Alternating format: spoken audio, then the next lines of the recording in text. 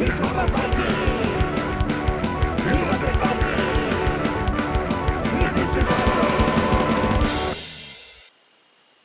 everybody, this is me, the Undead Viking, and this is going to be a little bit of a weird video for you. Those of you who have watched my shows and my YouTubes and what have yous, you may know that I'm an RPGer first, and then I am a player of board games second. Now, that doesn't mean that I don't love board games. I love them to death, and I enjoy them greatly, but I have always been a role-playing gamer first. That is what got me into the whole tabletop gaming hobby.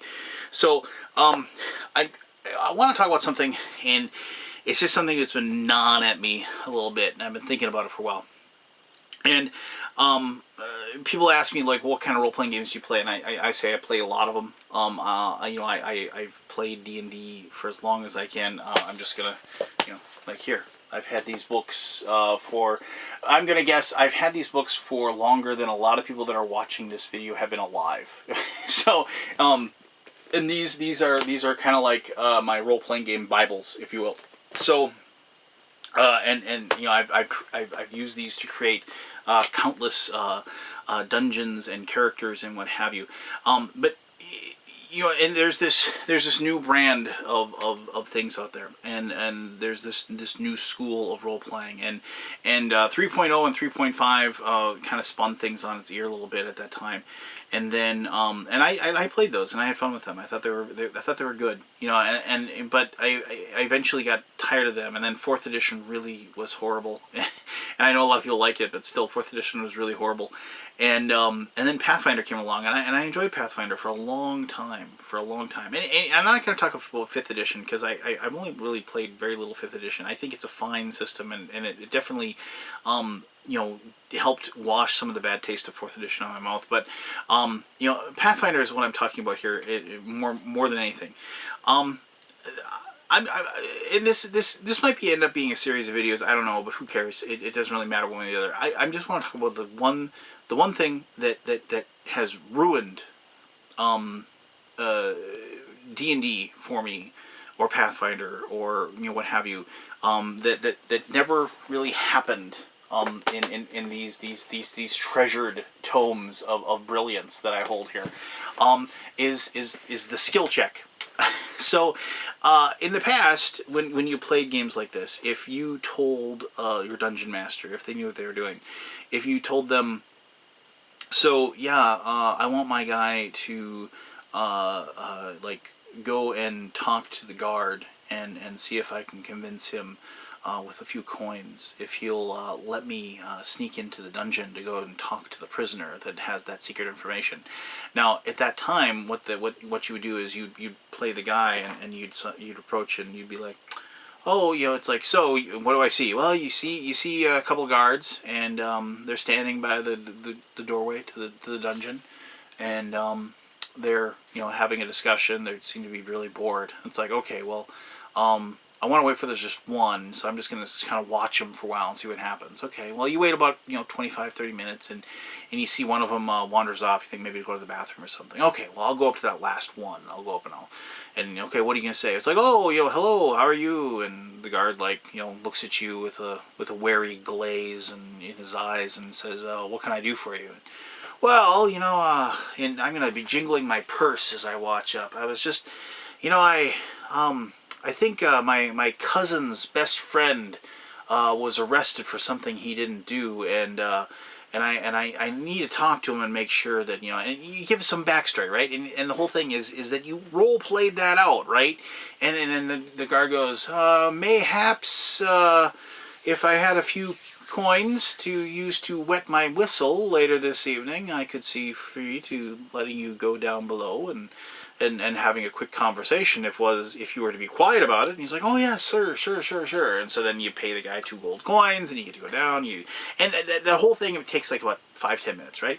But it adds to the life of the campaign. It adds to the reality of that world, right? And you also get your time to shine. You're like, oh, here, this is me, and I'm going to come up with something clever to say.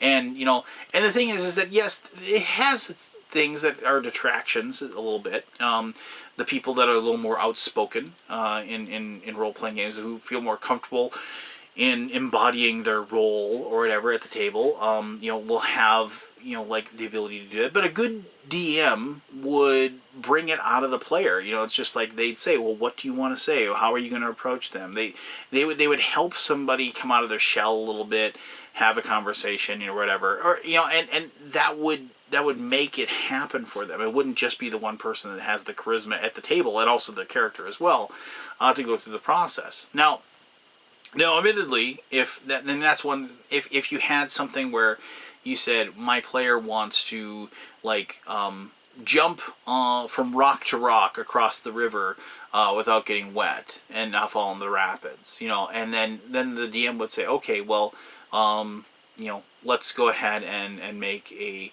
a dexterity check, and they just have you roll a d20 and roll underneath your dexterity to pull it off. Adding to that could be the possibility, if you thought your player deserved a better chance, there was actually these tables, and I'm not going to be able to find it offhand in here, but there was a table in these old books that basically kind of said, well, what was your your secondary skill? Yeah, okay, fine, you were a cleric, but in another life you were a sailor or whatever. And so so you say, well, I'm a sailor, I'm sure-footed. Can I get a little bit of a bonus if I'm going to be jumping from rock to rock? And you'd be like, oh, okay, yeah, you're used to the tipping and turning of it. I'll give you I'll add, I'll let you -5 from your roll or whatever. And that was it. That was the whole roll. So, more importantly, one of the most important things is that you had a situation where people would say, it's like, oh, well, what, it's like, you've heard tales of the lost tomb of the Black Tooth that is in, that is far, far into the forests of Demon Web, to the north, and you're like, oh my gosh, the Tomb of the Black Tooth, that sounds really interesting. Does anybody know anything about that? And you talk, nobody knows. So it's like, oh, and so you role play out going up to the bartender and saying, so I've heard tell of this Tomb of the Black Tooth. Do you know anything about that? And then you'll be just like, oh, it's like, oh, well, I know of an adventurer that came back from there. He lost his arm, he did. Now he resides in the monastery in the southern part of town. Oh, let's go talk to that guy. And so, oh, you all run off and go talk to him. Or if you found some really archaic thing, you found a sage and you went and talked to them about it. And you're like, what can you tell me about? I have this battered manuscript that I found deep within this tomb of the Black Tooth that you're just at that talks about this unending horror of 7 heads. Can you tell me about this? And then the sage would, you'd pay him money and they'd say, oh, well, I've heard this. Or you found a bard who had legend lore, an actual thing that was huge that they have this knowledge of. And it was it was once again all part of this living, breathing entity, right? That existed. Now fast forward to Pathfinder and other systems, the D20 systems, and you just got skills. Yeah, and you got 27 skills. It's like, oh, I can pick locks. I can, I have balance. I have tumbling. I have this. I have that. And then you had knowledge skills. Knowledge skills. Now, the caveat to this is that yes, any DM out there could have, or GM in the case of Pathfinder or whatever, anybody running the game could just say, you know what, no knowledge skills. This just doesn't exist in my game. But if it's in the rules, you're going to run the risk of people saying, well, it's right there. And you're going to have problems where people are going to say, well, I'm a cleric. I've got to know about, undead. Right? I'm a mage. Of course I'm going to know things about arcane stuff, And the problem is that, especially when it comes to mages, because mages have high intelligence, and so the intelligence feeds into the knowledge skill. You have these characters that get these knowledge skills that are 20, 25, 30, 35, 40. They just keep climbing and climbing exponentially. And so you have a situation where you as a DM comes up with this super archaic demon knowledge or whatever, you should never know these nameless horrors that man has forgotten epic aeons ago. And then it goes, well, I'm going to roll knowledge planes. I got a 37. I made it by 35. What do I know? And you're just like, you're stuck in this situation where it's like all of a sudden you've removed all of the role playing out of that completely, and it's boiled down to a die roll. And now, once again, caveat is that you as the DM, you can enforce in that situation where you can say you need to go and role play going to like a library and digging through these tomes of knowledge, and because your arcane knowledge or whatever, your player knowledge is telling you where to look.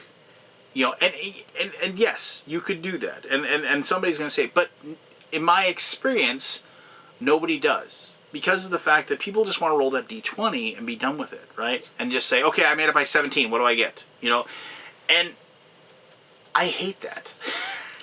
I despise it. I hate saying that, like, with the fires of 1,000 suns. I hate that line, but I mean, it really bothers me, and it's been a bone of contention in my campaign group a great deal. I mean, there are people in my campaign group that feel that knowledge skills serve a purpose, and they feel very strongly about it, and I can see their point. It can boil that situation down of that knowledge of that process that they may or may not enjoy a great deal, and they just make it quick and easy and factual, and it's resolved.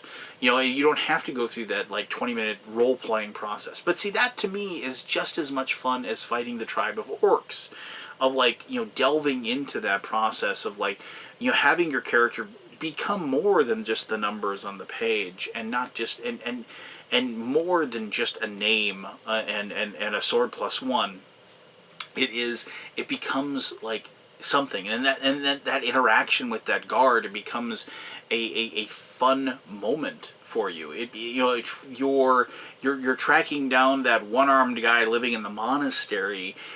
He becomes a living, breathing entity within your game world, and then he exists even longer, right? So you found out, he tells about when he found the tomb of the Black Tooth and what he discovered there, and then maybe you find something of his in that dungeon. So then you bring it back to him, and like his lost locket or something of his sweetums, and he's just like his lost love, and he's like, oh, thank goodness you found this. I feel whole again, and then maybe somewhere along the line you come back and you regenerate his arm, and then he comes and joins your party, and he fights for you once again, reclaims his lost honor and glory from that moment. So there's that whole process. But you're never gonna have any of that if you're just like, okay, well, it's the check, you need to make it by 17 and you'll get it, or and it's just, and I don't.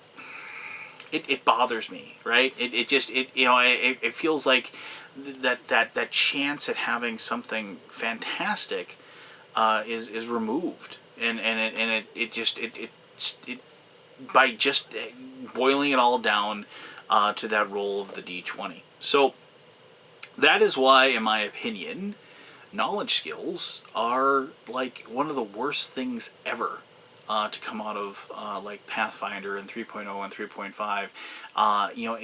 It takes that a really integral part, and bards. I mean, bards. The fact that they had legend lore, the fact that they just knew that stuff, made them so invaluable. And it's like you're just removing like a huge ability they have, right out of it. I mean, yes, they did replace it with something else, but I mean, they were like the only place to go to for that stuff, and so it was something very specific and cool that bards had. So so there you go. I mean, that's, like I said, this is kind of a weird one. This has been something that I've just been kind of on for a little bit. Now, that doesn't mean that if you love having those knowledge skills and, having all that ability to, like, and the other aspect too, like, if you have a monster, right? You scour through like some bestiary that like your friends have no idea. You find some like lizard or whatever that shoots acidic blood out of its eyes, and has lightning coursing down its tail, and just something crazy, right? And like they've never encountered it before, but it's like, okay, and this purplish reddish creature comes crawling out of the hole and hisses in your direction and starts charging you. And then there's always somebody who goes, oh, well, do I know anything about this? And they roll a d20, on their monster knowledge, whatever they think they shouldn't be able to roll on. And they well, it's like I rolled really well. What do I know about it? And you're just like, you've never seen it before in your life. You have no idea. Oh, what do you mean? I have spellcraft and arcane knowledge of 107. I should know this stuff. And it's just like, and in a way, they're right. Right? You're playing the game. You're playing by the rules. You're playing this thing that you're doing. It's only fair, right? That they should know. But it also, like, when I was taught how to DM, one of the things that I was taught repeatedly was fear and ignorance. The players should have fear. They should fear what's going on around them. They should fear going in the dungeon. They should fear fighting that monster. They should fear the intrigue in the city. They should fear what their king or queen or the rulers of the world was doing. What sort of plots that they were creating. And ignorance. They should have absolutely no clue what's going on, right? And the little morsels of information that you give out to the players, should be consumed voraciously by them, and they should be very excited that they learned something about that world. And when you don't fear the monster, because you know exactly what it does. Okay, heads up, guys. It's got a lightning tail. It shoots acid blood. So, okay, cast resistance. And everybody get their lightning shields on, so we'll be fine. So if they don't fear what they're fighting, then you've lost them. And if the world's an open book, if the knowledge is an open book, if they just need to roll a d20 to figure out what they want to know, that ignorance of what's going on is gone as well. And so now you've just boiled it down to yet another combat where people are going to be moving their figures on their little 5-foot grid and just going through the process of making sure that, you fought and you killed it. Now everybody, let's rest, let's heal, and then we'll go to the next room and do the same thing over again. Which, and that's another video and it's entirely, the 15-minute dungeon crawl. Each room takes a day kind of thing. But regardless, that's my problem with knowledge skills. If you agree or disagree, I'd love to have a discussion about it. And like I said, there are probably lots of ways that you can correct the situation. But I found that if you just don't let people have like the ability to roll a 20-sided to figure out what's going on, or just roll a 20-sided to be able to bluff a guard, or roll a 20-sided to like see if somebody's lying. I just bluff and sense motive. Oh my gosh.